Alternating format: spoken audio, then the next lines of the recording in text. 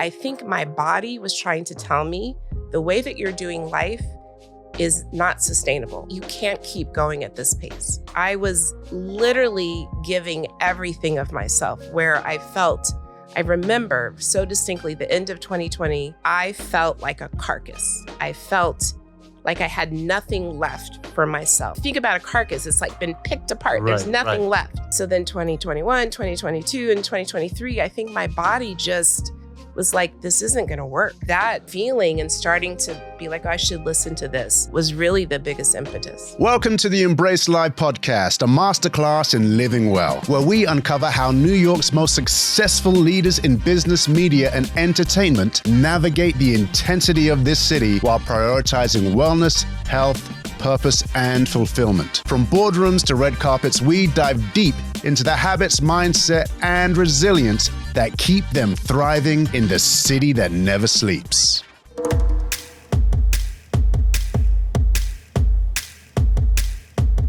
Hey guys, Robert Brace here again, and today we have an incredible guest. We have my friend, client, and an inspiration to many. We have Cara Robinson in the house today. Now, if you don't know, you need to know. Cara has been most recently CEO over at Shea Moisture. She was Global Marketing Director of Clinique. She was Vice President of Hair, I think, at L'Oréal Paris. Very good. Neutrogena. She's worked with Johnson & Johnson. She's worked at Kraft. And if you've ever heard the tagline, "What's in your wallet?" she is the one who started that campaign. So, Cara? Hey, Robert. Did I get that right? You got it right. I did. Is there anything to add there? Did I do you justice? I think you did it great. Thank you. Okay, well, for people who don't know, let's see, who are you in your own words? Yeah, wow. Who am I? I am I always define myself as a daughter first. Mm-hmm. I'm really close to both of my parents, and so I see myself as a daughter first in the world. I am a really loyal friend, and hopefully my friends feel that. And I'm actually someone right now this year that is in a moment of inflection. And as I've been going throughout this year and, talking to other people, I'm not the only one. I know a lot of people are on their, own individual journeys, but this year I am on and it sounds so like, ooh, she's on a journey, but really to discover who I am and emerge as the best version of myself. And that is partly what brought me to you. Wow. Now, that's interesting because to say emerge as the best version of yourself, up to now hasn't been too shabby. You know what I'm saying? You've done a few things, right? Yeah, a couple of things, couple of things here and there. Yeah. So I guess, let's start with Shea Moisture, right? Yeah. We're going to kind of do a full circle here. Yeah. But for people who don't know, can you explain the significance of Shea Moisture and it being sold to Unilever? Yeah. I mean, I could talk for an hour just about this. Right. So Shea Moisture is part of Sundial Brands, which was founded by Richelieu Dennis. And he sold the company to Unilever in 2017. And then I joined Unilever in 2019 to take over and be the CEO. And one of the really incredible things about Shea Moisture and Richelieu's vision is their model, and he calls it community commerce. And so the model is that they take proceeds from each and every purchase and reinvest back into the communities. And it's not charity, it's not philanthropy. It is, how do we reinvest into the communities that are supporting us? Right. And do that through supporting entrepreneurs. And so it was really, in many ways, the pinnacle of my career, because I felt everything up until that point in my career was preparing me to lead this organization that, when a larger company acquires a smaller company, there's a period of transition and integration. There's cultures. There's, determining what is the direction that we want to take going forward, all of that. And it just was such a humbling and fulfilling experience to be able to lead that business. And now Shea Moisture, culturally was this brand that really broke molds, right? Yeah. Like what before Shea Moisture, I know there was some smaller emerging brands, but can you explain like what was its position to Black culture, to Black women, and how it changed, how we saw beauty? Yeah.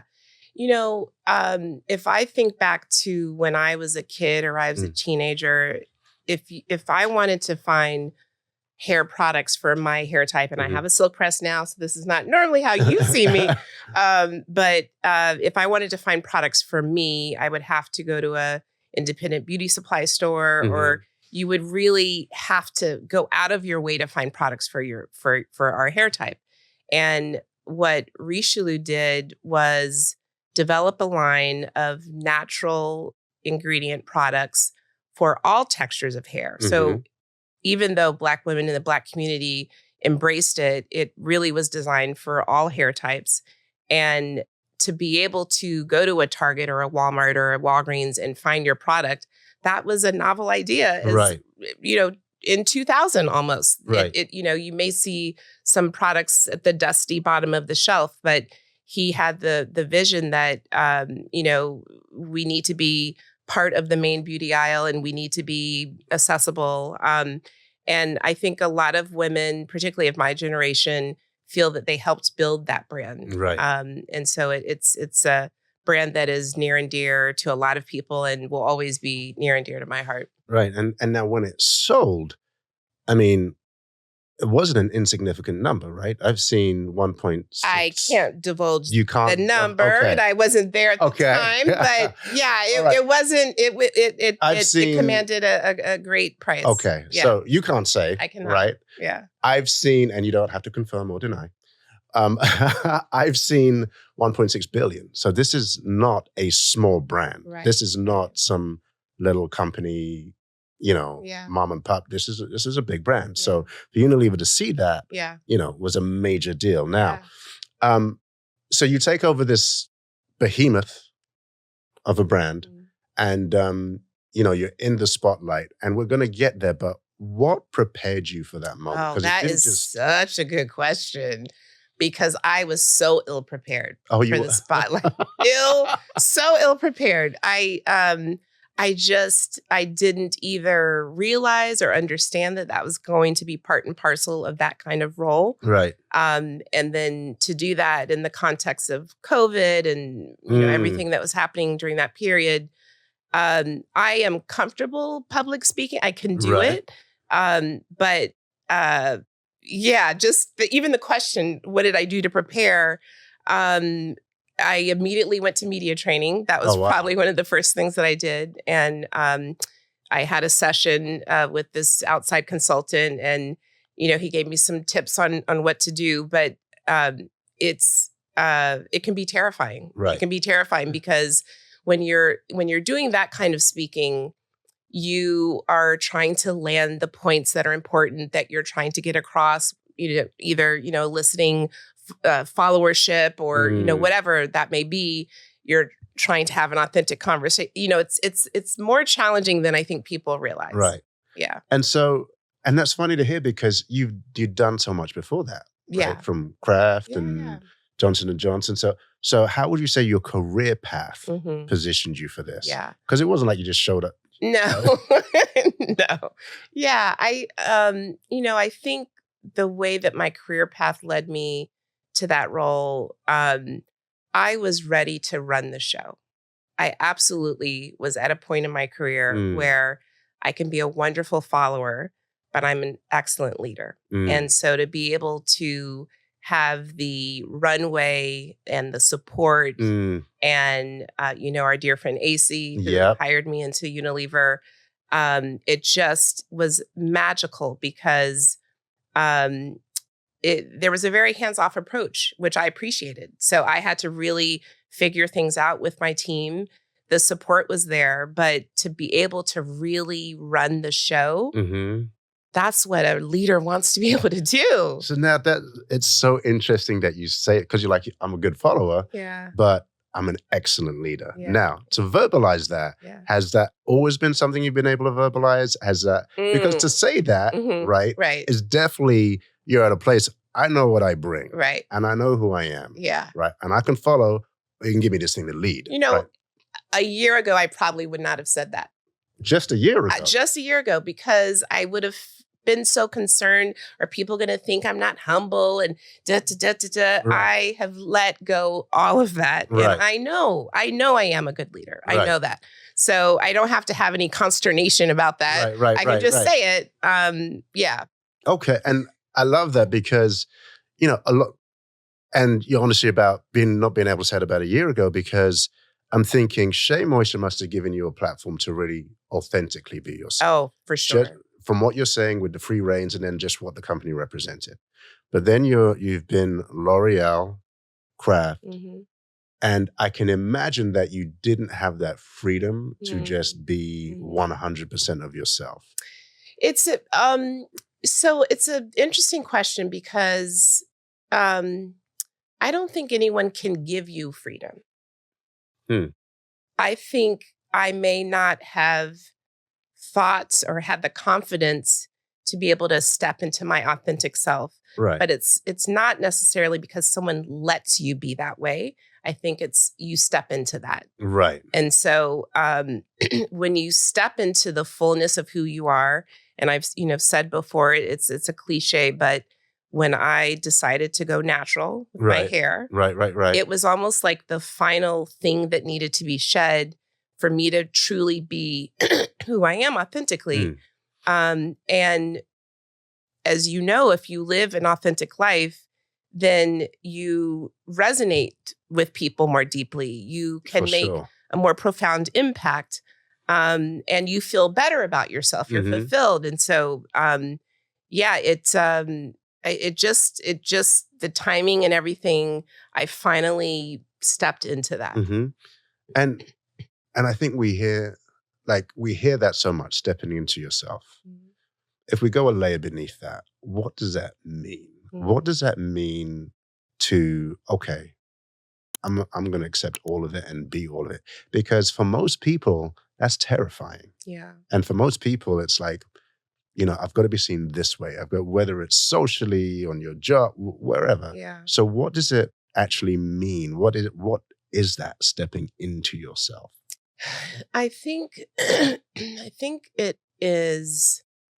It's a part of what you just said, where I think many of us hopefully reach a point in our lives where we stop viewing ourselves through the lens of how we think we may be perceived, and you live your life through the lens of yourself. Right. Which seems like, of course, everyone should do that. And it can be very challenging if you're in a high profile position and you're, people are covering you. And so then you become aware. Right. But it's how do you do it? You have to turn off all of the external searching or validation or whatever, and it's turning it internally. Everything is here. Right. Yeah. Right. Wow. You talk about validation, and you talked about AC Bracey, a friend, and I heard you mention Anne Fudge. Right? Yes. Yeah. And so the higher you get, so to speak, right, or the more responsibility you get, or in these positions of leadership, it must be more lonely because you don't see yourself, right? And so, and I guess this is kind of my brain goes to these places. Like I see you, I see AC, I see all these other people on this level. Naja, right. Yeah, so it seems to me like there's this superhero black female Illuminati type situation going on, right? Like, but how do you guys can't speak about the Illuminati on the podcast? That's another thing you got to speak about. But like, it seems to be a very genuine, supportive connection or group, right? What is that like on that level? It's incredible. Whether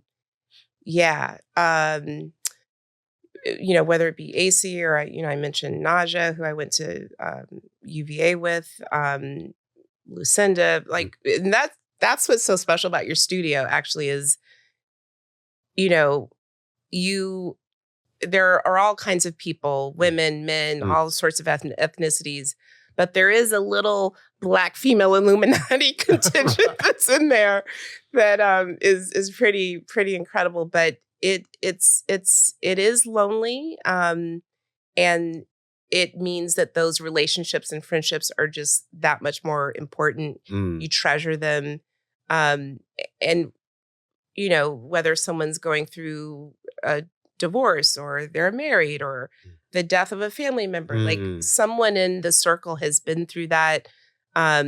First time you're trying to get on a public board, if it's a professional kind of thing. And I think we just, we all know that we're who we've got. Right. And so it makes that bond that much more important. Wow. Yeah. Wow. That's great to hear. So we go back to Shea Moisture, right? Huge company. Yeah. Legacy in the Black community, right? It's been sold 2 years prior.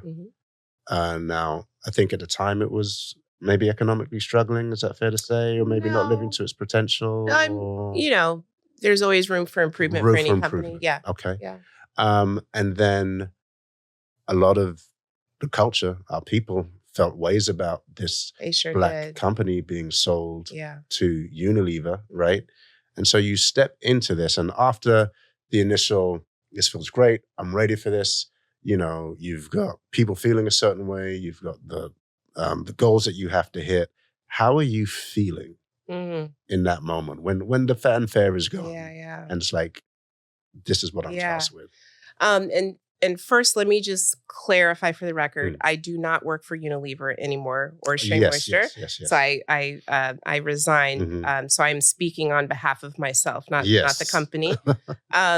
But your question is, what was it like after the dust settled? Yeah, I'm really trying to get to your feeling, right? Because look, we'll get to the success, right? And we know you're an operator and you can, but in terms of the actual feeling in that moment, right? Yeah.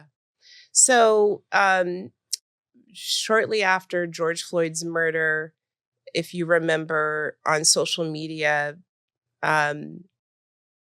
aside from his horrific murder, one of the byproducts of that was there was a call to action in the community to support Black-owned businesses. And that was very much aligned with what Shea Moisture was all about. Right. It took a turn where there were some consumers who had just learned that Shea Moisture had been sold to Unilever, and they felt deceived by that. There were other people, other consumers, who, like you said, felt some type of way about that.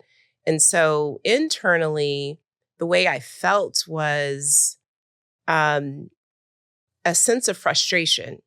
How do we get the truth out about what we're doing and why we're doing it? And how do we support Black-owned businesses as we always had been doing? But Shea Moisture was trending on Twitter, and people were calling the brand out. They were calling me out personally, and that had never happened to me in my career. And so my right-hand person, who's still there, I could go, you said it's kind of lonely at the top. It's also important to have a really strong leadership team, And so she and I I was like, I have to say something. I'm compelled. I have to say something. And I didn't know what I was going to say or where it was going to live, but I felt like on behalf of my team, on behalf of the founders, on behalf of everyone, I needed to speak about why this is such a critical moment to understand what Shea Moisture does. So I wrote this letter in my notes on my phone, and I posted it to Instagram, and I think I was on Facebook at the time. And then it kind of took off, and it was on LinkedIn, and I didn't even know LinkedIn, I think it has like a post of the week or something like that, and it was like had the most clicks. But the feeling that I was trying to express, and no one, I don't need sympathy, and no one that's in my position needs sympathy. But there are a lot of Black and brown people in corporate America that are doing incredible work behind the scenes. And no one understands that. And no one can really appreciate that. And so I wanted to speak on behalf of those people that are doing work, trying to support Black-owned businesses, just all of the work that we're doing. I wanted to give a voice to that because I felt, particularly in that moment, we all were hurting and we all were afraid and we all were frustrated. But it doesn't mean that we needed to attack each other. Wow. Yeah. And part of it, because I also spoke to Lisa Price. Yeah, when yeah. she Love sold Lisa. Right. Carol's daughter. Right. When she sold to L'Oréal, there was the same kind of, sellout. And I love what you said about Richelieu when he said it's about selling in. And part of changing a perspective as Black consumers is when you sell, that's success. It is. The exit strategy is... Black founders need to be able to have that as an exit strategy. That is that is one way that you build wealth. Right. Absolutely. Right. And so just helping our people see that is how you build wealth. Yeah. And we need more of that. Right. We need more and more. And obviously, eventually, we want to be the ones buying. Right. But this is where we're at right now. Yeah. So exactly. How do you ground yourself mentally and spiritually? I'm kind of a creature of habit. So there are certain kind of routines and things that I do or need to do to feel at peace. It starts in the morning. And so I don't turn on the TV at all in the morning. I don't turn on the news. I don't turn on the TV. I started this as we were coming out of COVID because I just felt so overwhelmed with everything. And I just felt there was too much input. And so I had to kind of block out some of the input so I could, be sharp and do my job. And so for me, that starts in the morning. So I don't have, there's no TV on. Music is always playing in my apartment. So I'll have some music playing. I'll make a cup of matcha tea. So I'll do my whole matcha thing. And so that kind of ritual, and I take a long time and play with my two dogs. That helps me start the day. Right. But other, ways that I'm grounded, I mean, my friends and family keep me grounded. Right. I sometimes am surprised when I meet people who I'll meet like a young person who follows me or knows me. And I'm like, me? Oh yeah. Okay. I'm so not, I don't see myself the way I think other people see me. So friends and family also keep me humble. Yeah, well, they have a way of doing that. Right. And I guess this is a similar question, but, we have the privilege of seeing you 2-3 times a week, right? Come in the studio, you got a great spirit, you got an infectious laugh, right? Loud laugh. It's awesome, right? And so we get to see this person, right? And I know there's definitely been ups and downs in life. And if you're at an inflection point, there's probably a lot of deep stuff going on underneath the surface, right? Yeah. So, I mean, when I put my minister hat on, I'm like, okay, if someone can show up like that with everything else going on, there's got to be some spiritual connection. Now, spirituality means different things for different people. But I guess my question would be, what does spirituality mean for you? Does it mean anything to you? How does it show up in your life? Yeah. Because it takes a lot to show up like that. And we're just a gym, right? You have all this other stuff going on. Yeah. So it's, it's a challenging question to answer because I think a part of me, my natural gear is optimistic and joyful. Right. That's like my default gear. Right. It doesn't mean that I'm like that all the time, obviously. Right. And as I've been going through this year, finalized my divorce, I had resigned from Unilever and moved and all of those changes, I have had friends and family ask me like, okay, I don't see you cry, but are you crying? Are you getting it out? Like, how are you? Right. And so I am aware that there is something about how I show up that may give the appearance that I don't struggle with things emotionally or mentally.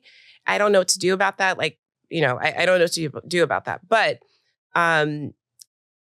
spirituality, that is something I am becoming closer to in this year. When I was young, I was raised Catholic, and at least in my experience, it didn't allow me to like have a deep connection. Me too. Okay, you too. Yeah. And then later, my mom started going to a Baptist church, and then I was like, okay, this feels a little more like what I need. But now spirituality to me this year, again, I know I'm just going to sound kind of kooky, but it's what is happening literally with the planets in the universe. How in tune am I to what is happening with my body and my intuition and my sense? Because, one of the things I said earlier this year to my friends and family was that I want to feel my feelings, because so much of my life has been living from here and not living from here. Wow. And so to flip that means doing things for me that weren't natural, like listening to yourself. Don't shut that off. You actually need to listen to that. But I would always kind of rule with my mind and rational thinking. And so this year has really, to me, spirituality has been getting to know myself in the untangible way, and having faith that even though I don't know where this path is going, that it is a preordained path for me and I'm on the right path. Right. I would not have been able to have come to that conclusion without taking this time off this year. Wow. So what happens when you start feeling your feelings? It's amazing. It is it makes you feel lighter, because I realize so many things that, I think of Erykah Badu's song Bag Lady, like all the baggage and all the, shit that we carry. Right. And so part of feeling your feelings is like letting stuff go and getting it out. Right. Like literally getting it out of your body. It's been a way that I've connected more deeply with my mom, because I talked to her about things that I wouldn't have necessarily talked to her about. And I think it, to my earlier point where people were like, well, does she cry? Does she get upset? Feeling my feelings and the full spectrum of them and letting, my friends and family see that, I think they just experience me as more real. Wow. Yeah. Wow.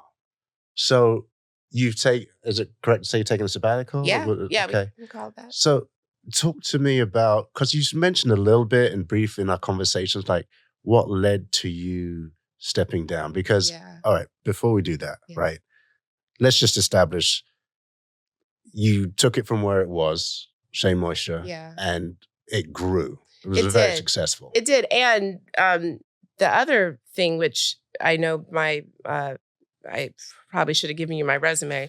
So after the first 2 years of running Shea Moisture, then my role expanded and I was in charge of all of beauty and well-being for North America. So when I made the decision to resign, I was still running Shea Moisture and running the whole beauty and well-being division for North America.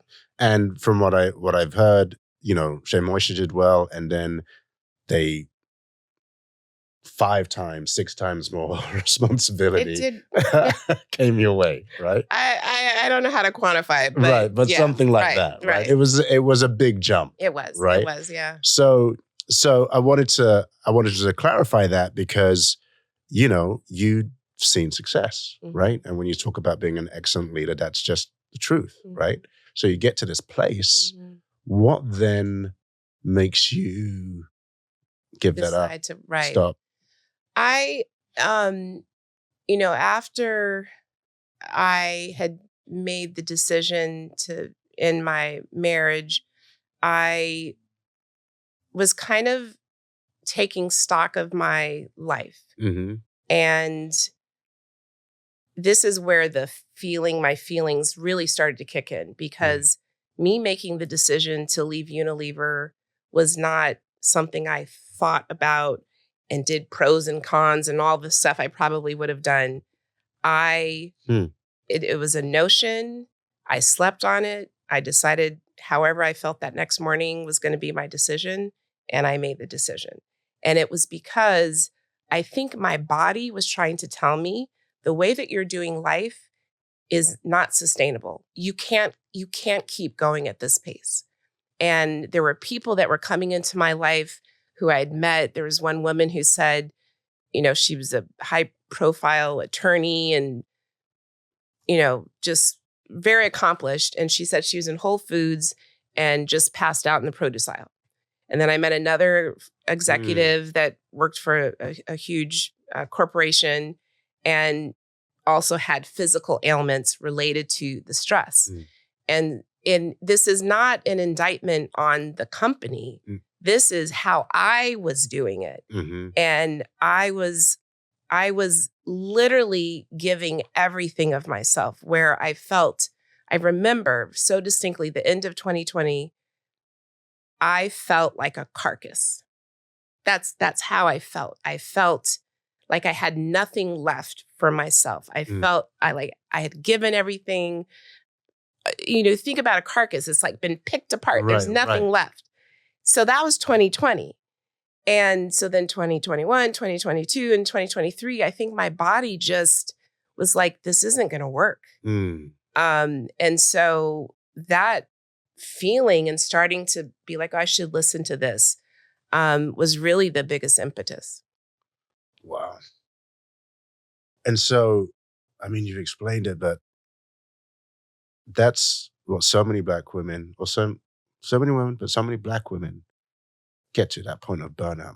I'm not sure if you know Mignona Espy. Yes, I know her very well. So known her for decades. She was a client and we did a talk earlier on, and she talked about how she was at a conference and someone came up to her and said, I see that you're hiding. And so she was like, what are you talking about? I'm hiding. And this woman was like, you're presenting a certain way, but I can see that underneath that, whatever you're about to break. And Espy she was saying, I go to these conferences and I see when this executive gets a call from my kid or a husband and turns her phone down because it's too much to deal with, right? Right. And so, it's almost like it's so incredible, these things that you accomplish, right?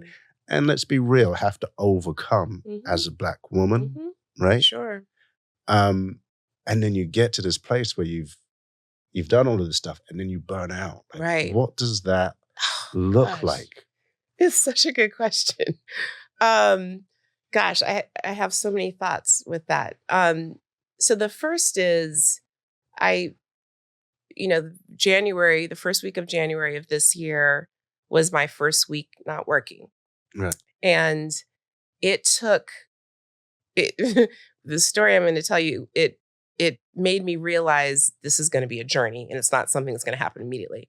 So I woke up and I went to Columbia.edu. I went to NYU.edu and I'm looking at all the programs because I was like, what's a third degree that I can get in a year in this time that I'm taking a sabbatical?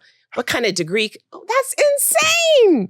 I'm already burned out. Right. It's Monday and I'm trying to figure out what's a third degree that I can get. Right. So then I was like, okay, you need to stop. Let that go. So I put that aside.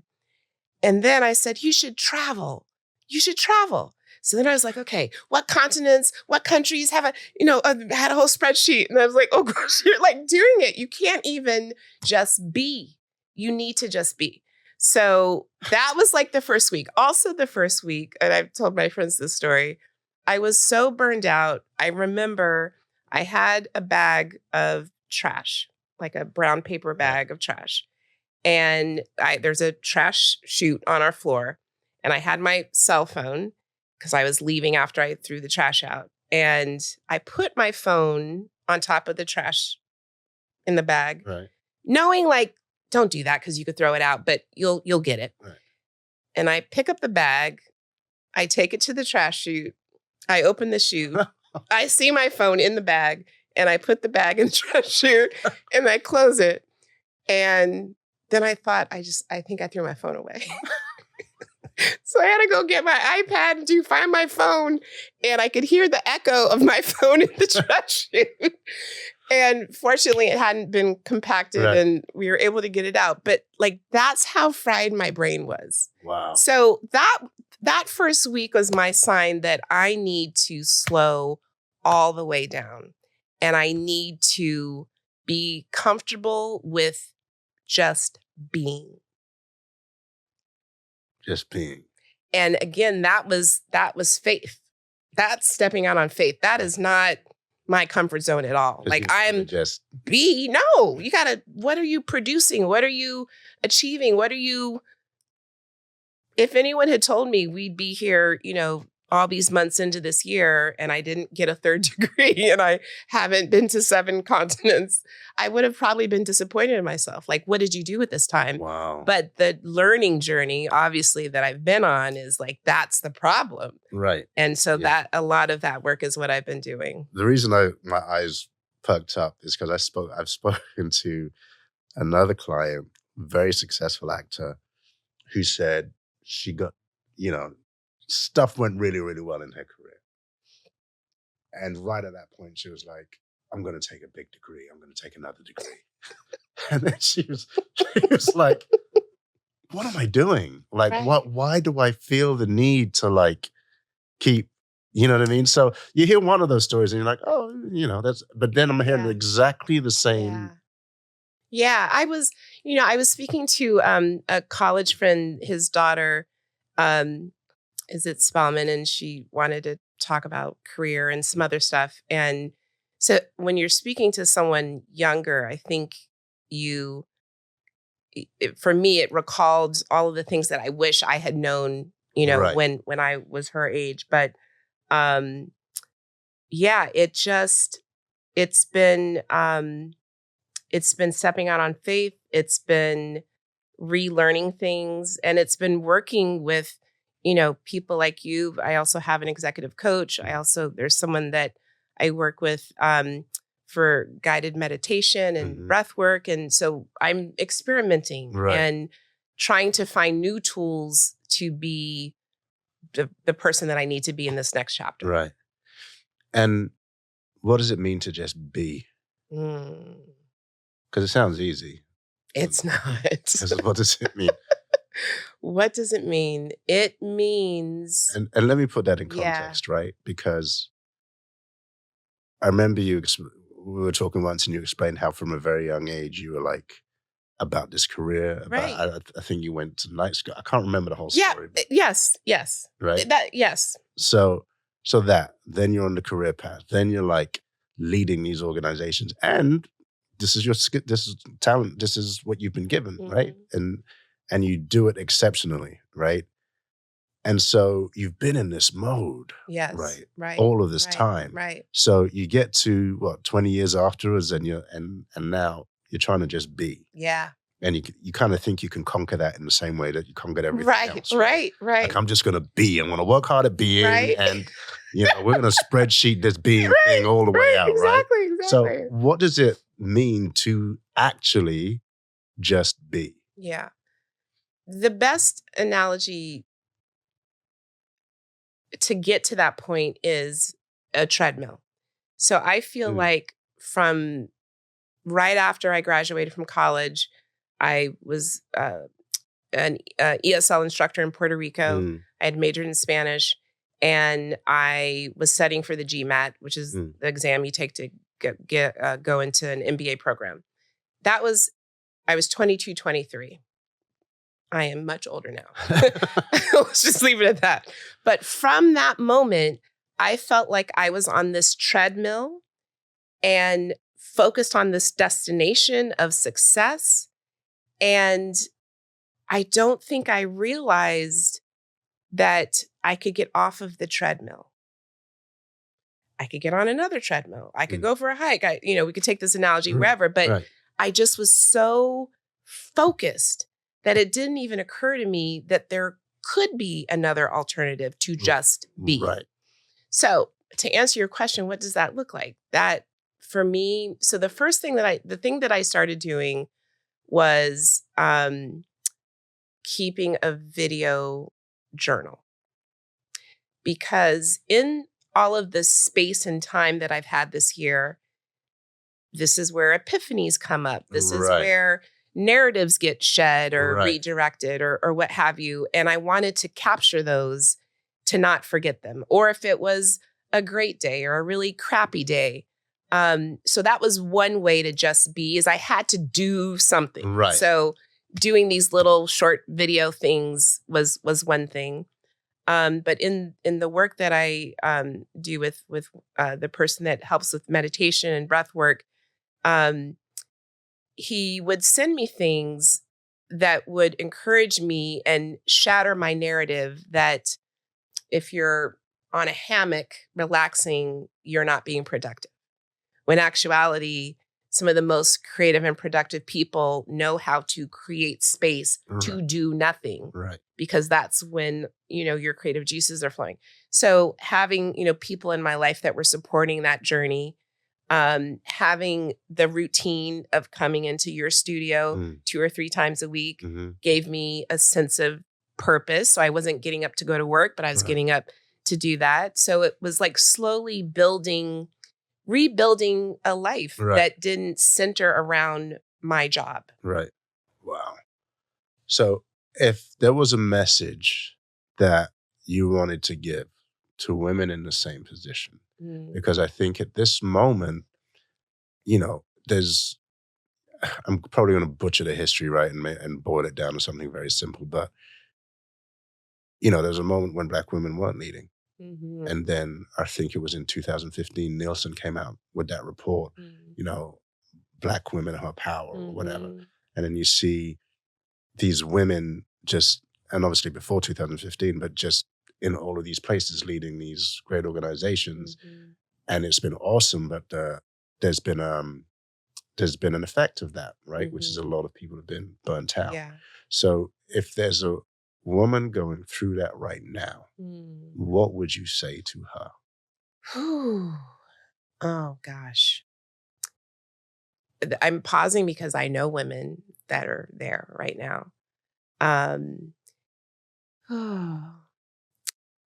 It's hard to even think of how do you instruct someone. I think, someone asked me a couple of years ago, when is the last time you experienced joy? And I couldn't answer that question. So that was kind of like a wake-up call, like, that's unfortunate. That's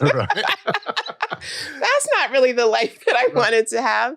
So, gosh, what would I say to someone? I mean, for me, like someone just asking that question was enough to kind of help me reassess things. I don't know what you tell someone. I think, I think it's important that women in those positions know that they're not alone. Right. And just to put some of the bags down, honestly. There's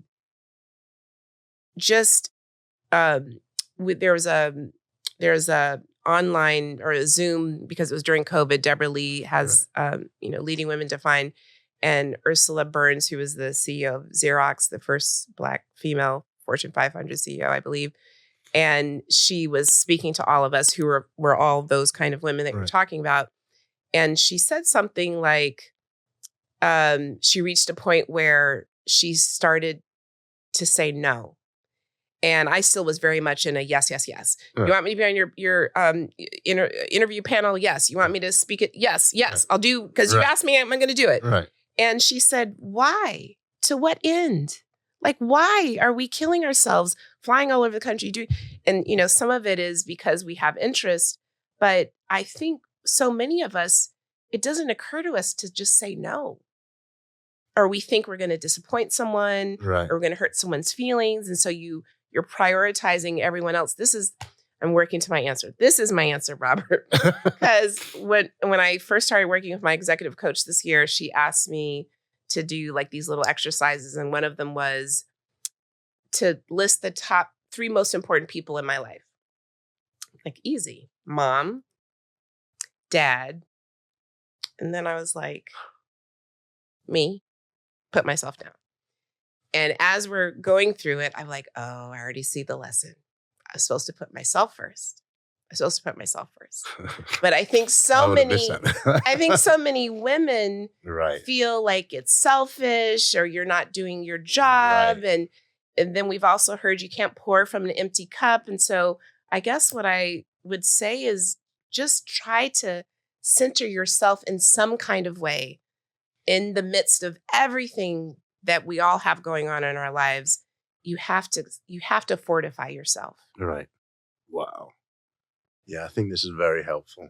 I'm just thinking about, you said you're thinking about people you know right now. Yeah. I'm thinking about people I know right now who are in that place. In it. But to put down the bag and get off the treadmill almost seems, it's like a foreign language. It's like, I just can't. And then you have, some women who are the main breadwinners for their families. Yes. Right? Yes. So then there's that whole thing, right? Mm-hmm. So, wow. So, I'm very happy that you took your sabbatical. I am too. And wait, let me tell you about the sabbatical. So when I'm fortunate enough that I can take this full year off, but I said to myself, I'm only going to take 3 months off. Take a year off, 3 months. And then it was like 6 months. And then it was 9 months. And now I'm like fully. So I am also glad that I'm taking the full year because I almost didn't. That's great. Yeah. You're learning along the way. I am. So do you give yourself flowers for what you've accomplished so far? No? Very hard. Now, this is why when we're out here, what did I say? I said, oh, how was your my housewarming? Your housewarming. Yeah. And he said, we, right?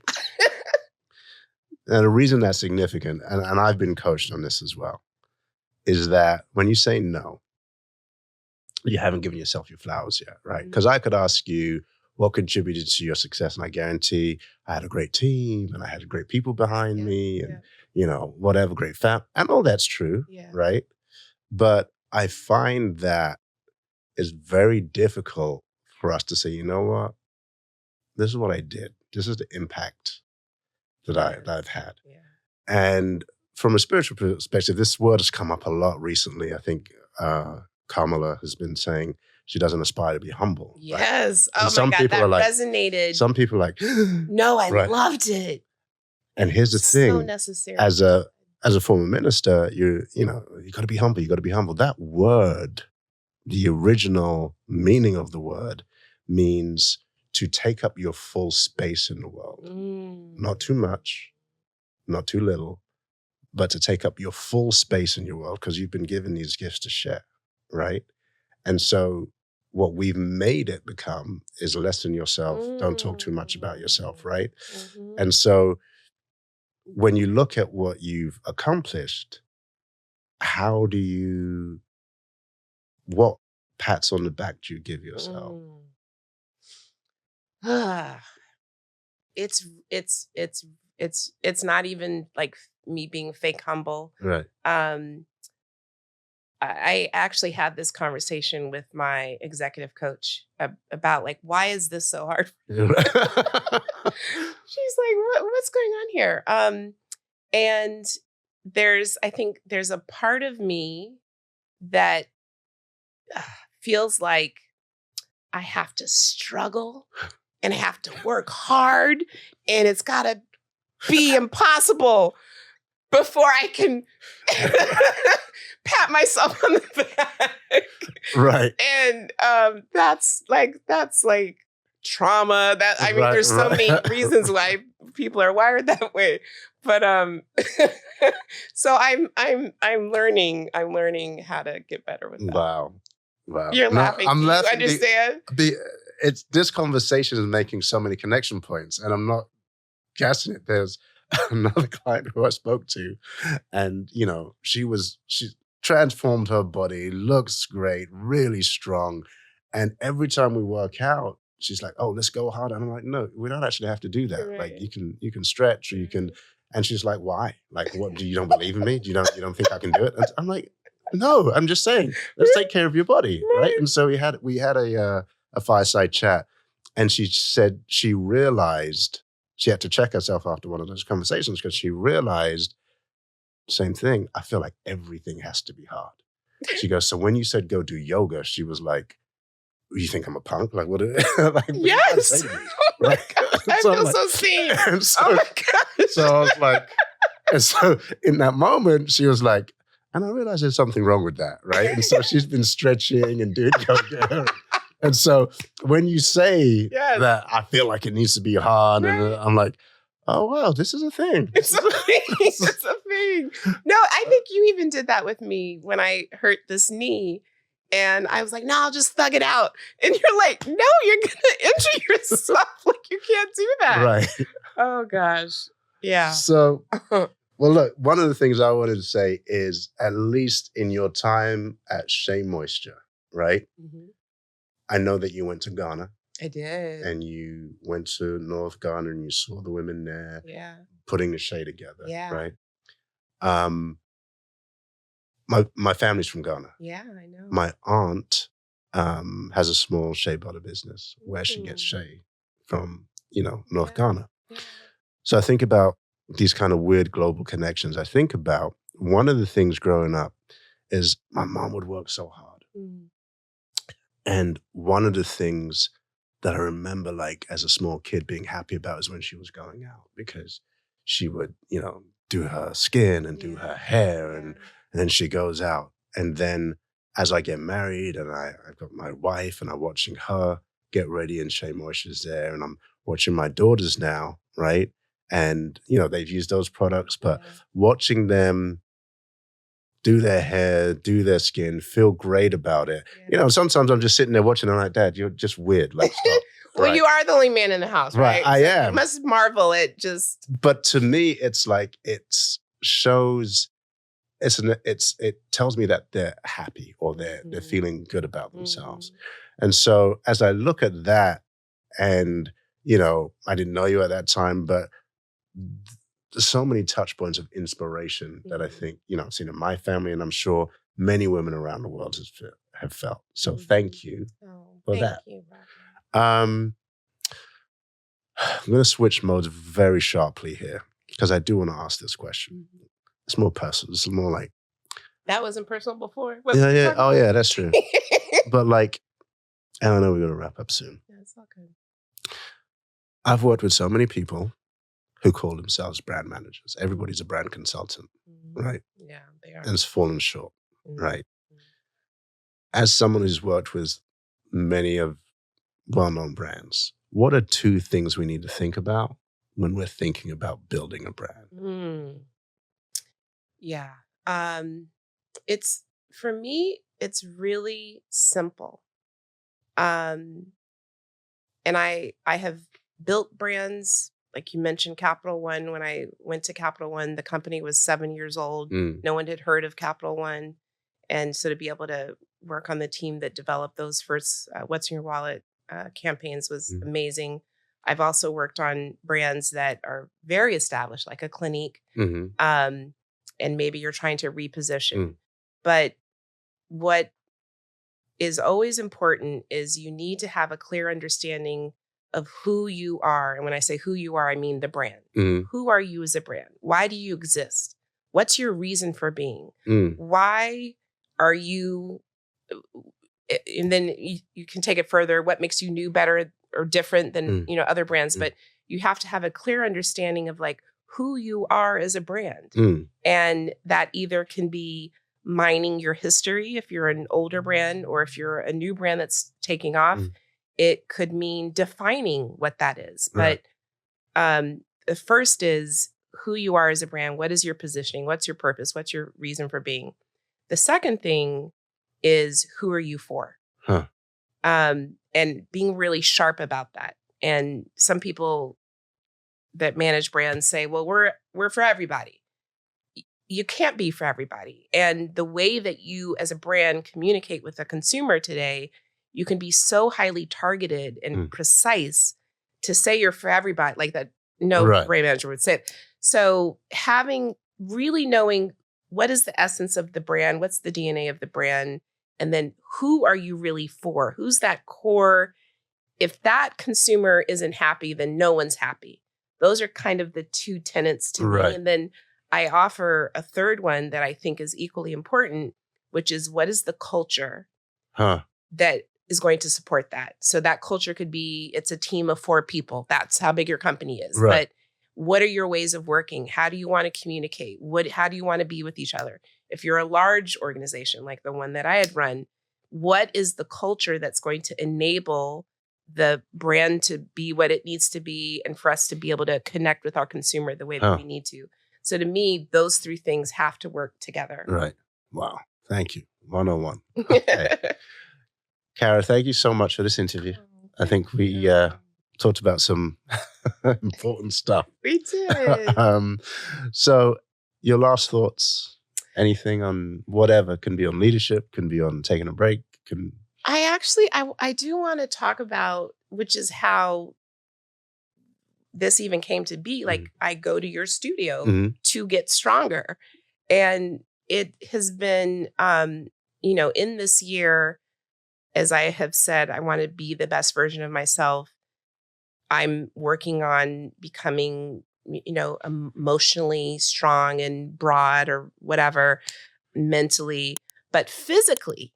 Right. We talked a lot about mental and emotional health, but the transformation that I've been able to do working with you and working with everyone at the studio on my physical health and my strength has improved or helped my emotional state or my, that obviously, but to be able to have a space, I've never in my life wanted to go to the gym. I would go because I want to look a certain way, but to actually want to go to the studio, want to work out, it's unlike anything. So you have created an amazing environment, and I thank you for what you've brought to my life this year. Thank you so much. That's a nice way to end. All right. Thank you.